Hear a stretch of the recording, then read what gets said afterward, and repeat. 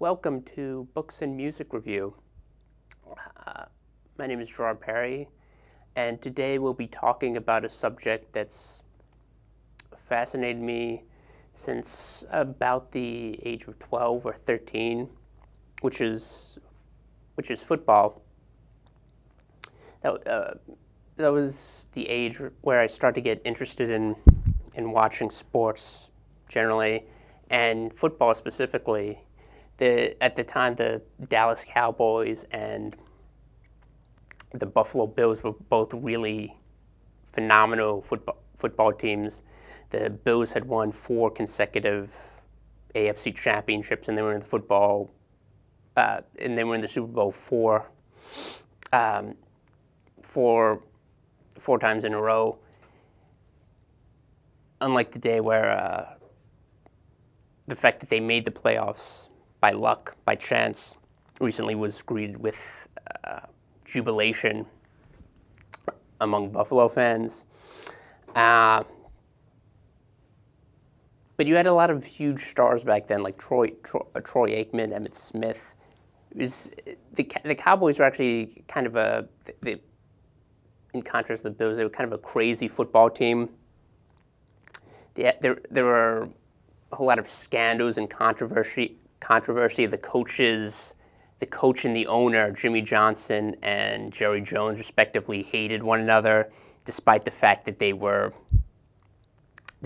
on paper it looked like a good partnership. The Cowboys were winning championships and recruiting amazing players from different teams. There's still a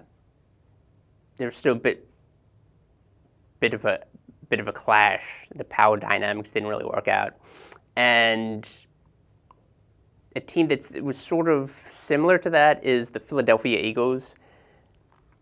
And I figured, since the Philadelphia Eagles and the New England Patriots right now are going to face each other in a Super Bowl for the first time since 2005, this would be a good time to talk about a really good book by journalist Mark Bowden called Bringing the Heat.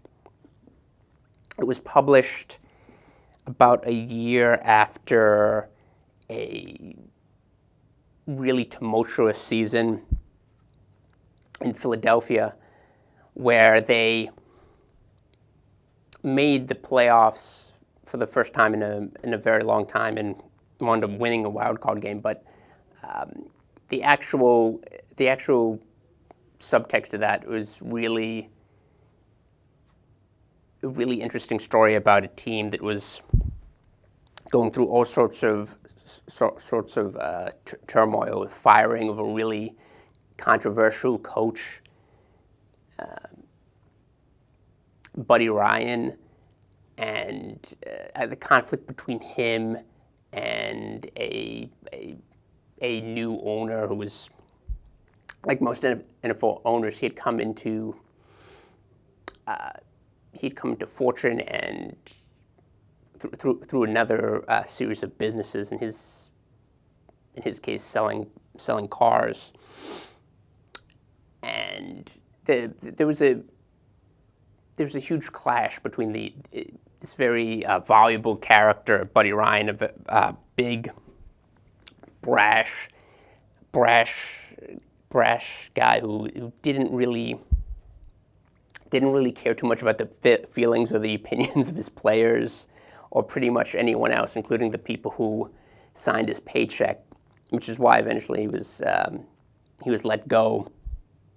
And this book describes the internal dynamics of that team, including the relationship between the coach and the player, the coach and the players, the coach and the owner, and it describes it in a really interesting way, because he gives little profiles in each chapter of different players and the approaches they had, not just to football in general, but to life. And you had a lot of kind of amazing characters on this team. This was the team that had Reggie White, a defensive mastermind, a guy who was really this ferocious player who wound up having more sacks than any player in history. And at the time, he was also really pivotal. Even though this book was when this book was being written, free agency wasn't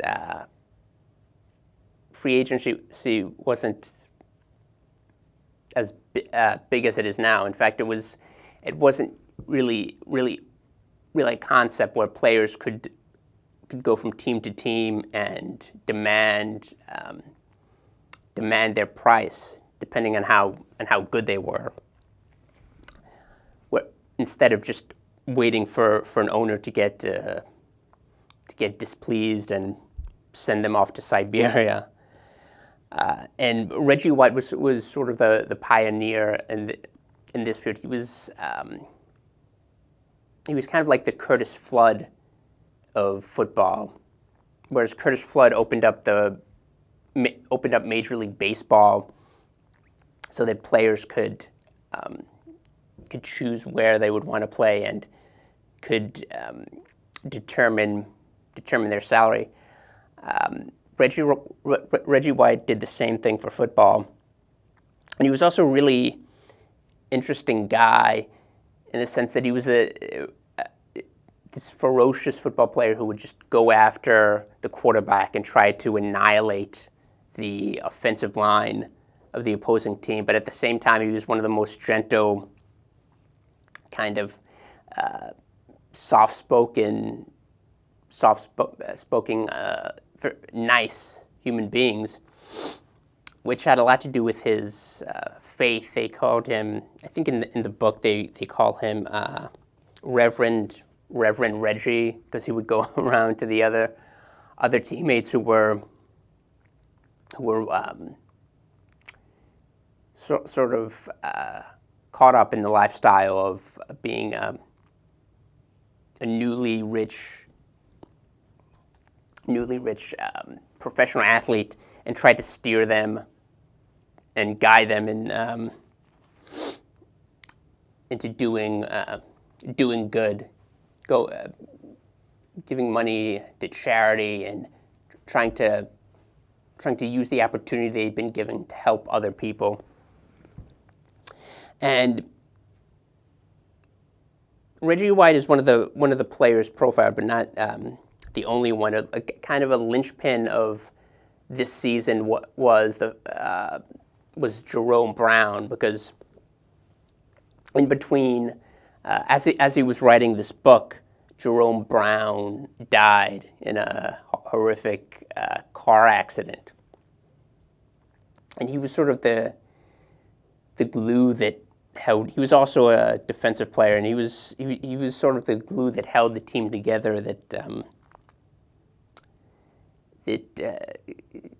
It's hard to describe, but he was a prankster, and he was also a very jovial, kind of fun guy to be around. And an interesting thing the author does is describe what he meant to the town he grew up in Florida. A small town where he was a varsity athlete, and by the time he got to the NFL and had made a name for himself in his very brief career, he was kind of a local hero, and that's one of the kind of touching moments in the book, where he goes back to him and his teammates go back to the town when they're in Florida practicing before the season, and virtually everyone in the town knows him. He's a local legend, and a lot of the players on these teams are like that. They came from these small, rural southern towns, and where there wasn't that many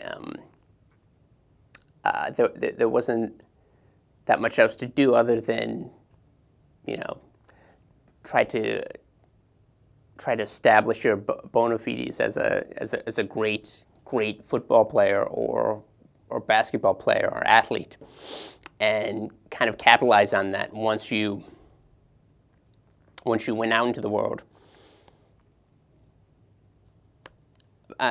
In contrast, there's another player who was the center of the team in terms of their offense and their chances at success, who was Randall Cunningham. Randall Cunningham, and Mark Bowden does a great job of describing how remarkable he was in terms of being this unique athlete who could run. And at the time, he had the most rushing yards of any quarterback since Fran Tarkenton. And he was even more amazing than Tarkenton in the sense that he wasn't just a good scrambler or a good runner, but he could do things on the field with his body that had never been seen on a football field. In fact, they called him Plastic Man because he was so flexible,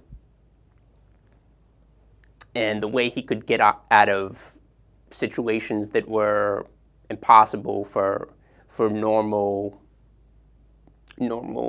kind of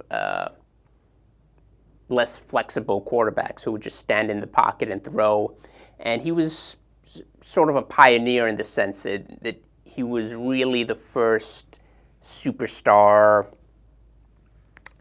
running the first mobile quarterback to that degree that you really had to take into account the fact that he might pull down the ball and rush for 20 or 30 yards if you let him, if that was the only option.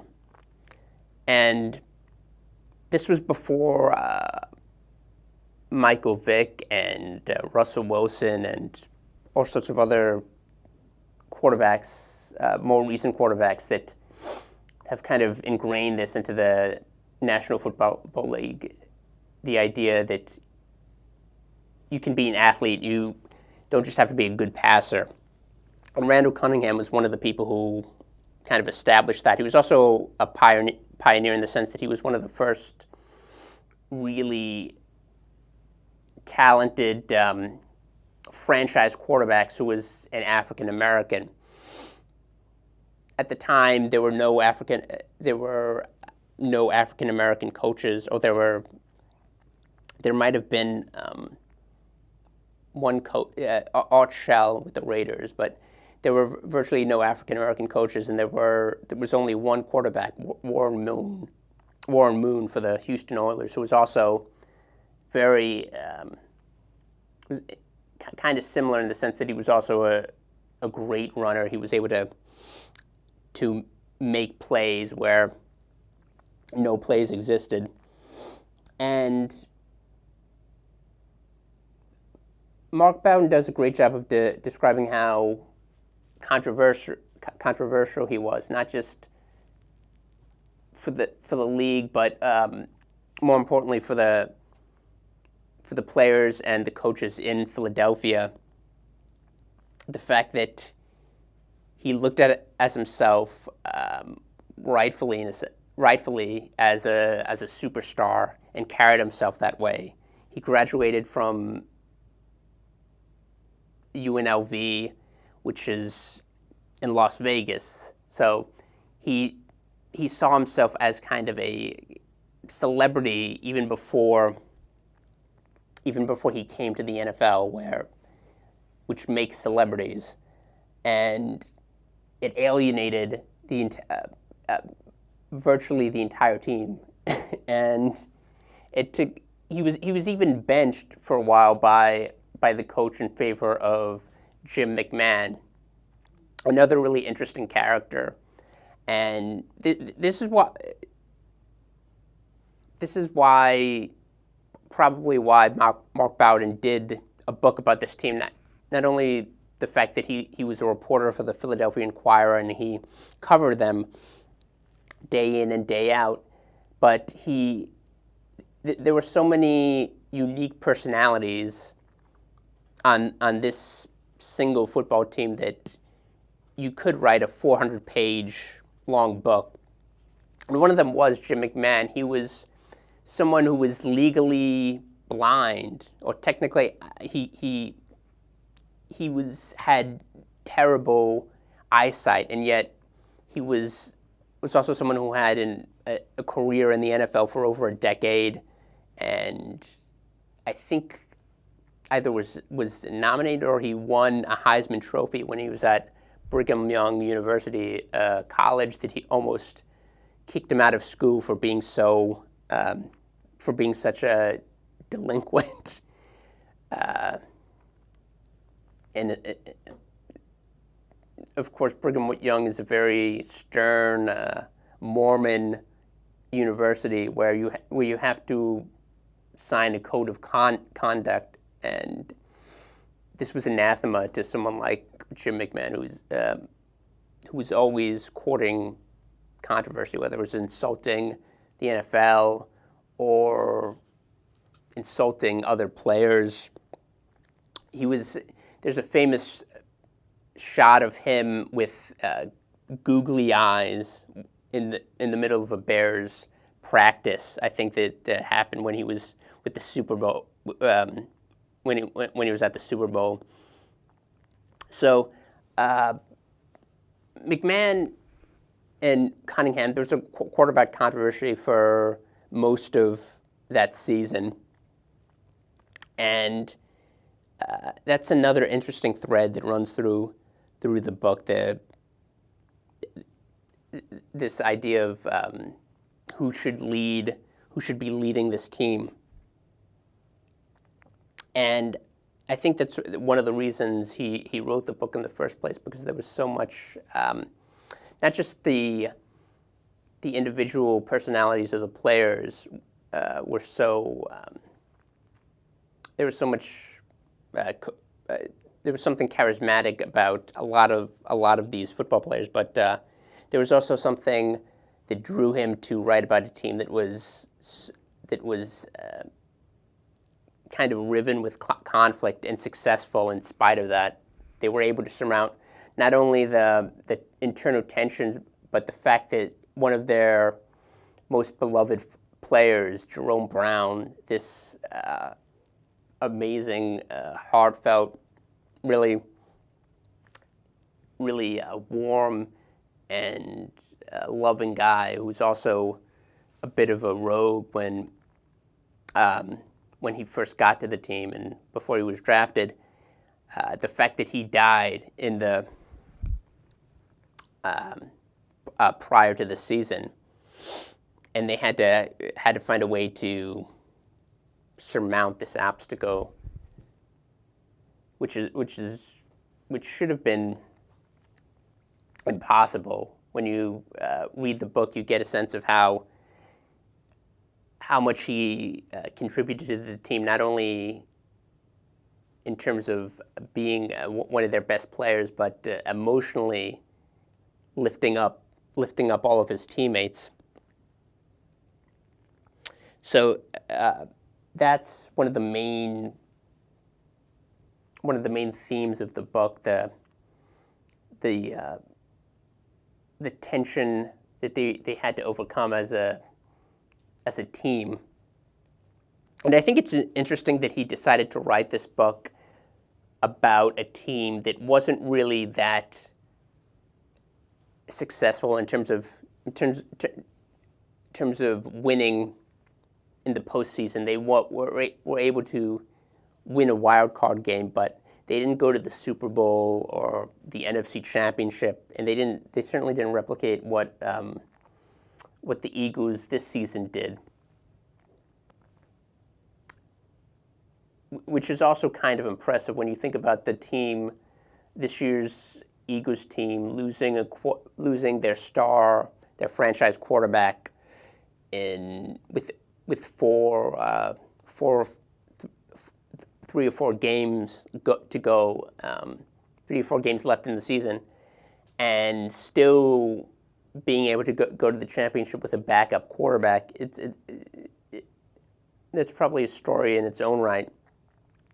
But bringing the Heat is amazing in the sense that it's not a story about a Super Bowl caliber squad. It's just a story about people who had really interesting, fascinating lives. People like Seth Joyner, this linebacker who weighed 185 pounds, which is astonishing when you think about how small that is. Someone charging into an offensive line of 260 or 280 pounds. They weren't quite as big as they are now, where you have 300-pound behemoths of muscle protecting the quarterback, but still someone who was kind of like a better version of Rudy from Rudy Rudiger from the Disney film in terms of size. Someone that small was able to become a star linebacker is kind of impressive. And there are people like that throughout the whole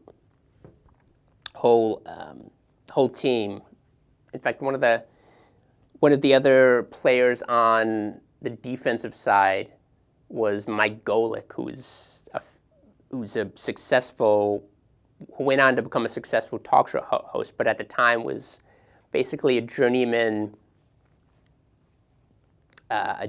player who would be substituted in on defense when on third downs. And there are tons of stories like that throughout the book.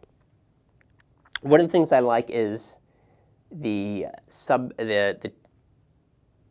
titles of each chapter. If you go to the table of contents, the chapter on Randall Cunningham is called Rando Agonistes, parentheses, the end of the world, which is kind of fitting when you think about how when you think about the personal story of Randall Cunningham. It does have this sort of mythos that's great for a dramatic retelling of his life. This super athletic player who was also, like Reggie White, was drawn to religion, but the way it's described in the book, he was befriended by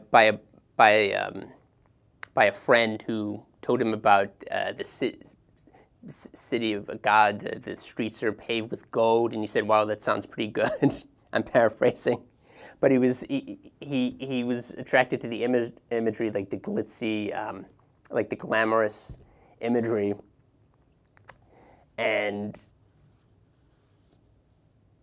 there are a lot of similar stories about that, about players, well, not just players, but players and coaches on the Eagles squad, which he does a great job of rendering in these very poetic, kind of visually arresting ways. And he also, for those of you who are not that into football, he's also written a lot of bestsellers having to do with warfare, national security. You may have heard of Black Hawk Down, which is a book about a squad of American Rangers who were airlifted into Mogadishu as part of a mission to capture a Somali warlord called Mohammed Farah Adid. And of course, for people who have seen the movie or read the book, they know that the mission was botched. They had to be rescued by another unit, which turned into a 2-day long battle through the streets of Mogadishu, where more than 500 people were killed, and almost all of the Rangers were injured in some way, and you had 19 American troops killed, and it turned into a controversy, a political controversy, this botched mission. And Mark Bowden kind of did kind of looked at it in depth and explained how the heroism of the troops and what they managed to how they managed to survive inside of an entire city that was bent on destroying them. And that's what Black Hawk Down is about, and it's definitely worth reading if you have the chance. He also wrote a book before that called Killing Pablo, which was about the chasing Pablo Escobar, the biggest Colombian drug dealer from the town of Medellin, which became notorious for exporting drugs. And he wrote a book. The book itself is an examination of how the DEA was able to locate one of the world's most notorious drug traffickers, who essentially had the entire Colombian political class in his underneath his thumb, who was able to nearly bring down the Colombian government through a combination of terror and threats and bribery, and becoming a folk hero to some, and to most people a menace who was assassinating political leaders and threatening to destroy the entire country if it cooperated with the United States in his extradition. And that's one of the themes running through Mark Bowden's work. Even though he started out as a sports reporter, he branched out into covering everything under the globe, but particularly the military and the international affairs. And all of the books have, just like this book, they have a focus on individual lives and personalities, which is why I think he's